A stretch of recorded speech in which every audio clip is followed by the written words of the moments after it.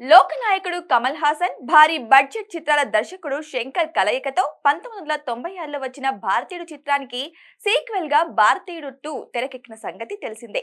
అయితే July 12న world wise గా release అయిన ఇండియన్ 2 బాక్సాఫీస్ వద్ద దారుణ పరాజయాన్ని మూటగట్టుకుంది.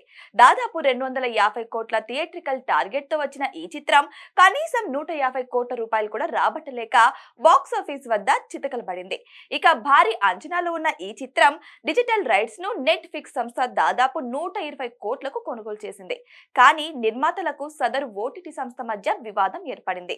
సినిమా ఫ్లాప్ అవడంతో నెట్ఫ్లిక్స్ వారు తాము ఇచ్చిన డబ్బులో కొంత వెనక్కి ఇవ్వాలని అడుగుతున్నట్లు వార్తలు వచ్చాయి. ఇప్పటికే అడ్వాన్స్ గా సగం ఇచ్చారట. కానీ ఇప్పుడు అందులో కూడా కొంత వెనక్కి ఇవ్వమని నిర్మాణ సంస్థని అడిగినట్లుగా టాక్. అయితే తాజాగా తమిళ సినీ వర్గాల సమాచారం ప్రకారం నెట్ఫ్లిక్స్ లైకా మధ్య భారతీయుడు 2 వివాదం ముగిసిందని సమాచారం. మరోవైపు ఇండియన్ 2 థియేట్రికల్ రన్ కూడా దాదాపు ముగిసినట్టే. దీంతో భారతీయుడు 2ను ఒప్పందం కంటే ముందుగానే ఆగస్టు 9న నెట్ఫ్లిక్స్ లో రిలీజ్ చేయడానికి రెడీ అవుతున్నట్టుగా తెలుస్తోంది. అయితే దీనిపై ఇంకా అధికారిక ప్రకటన రావాల్సి ఉంది.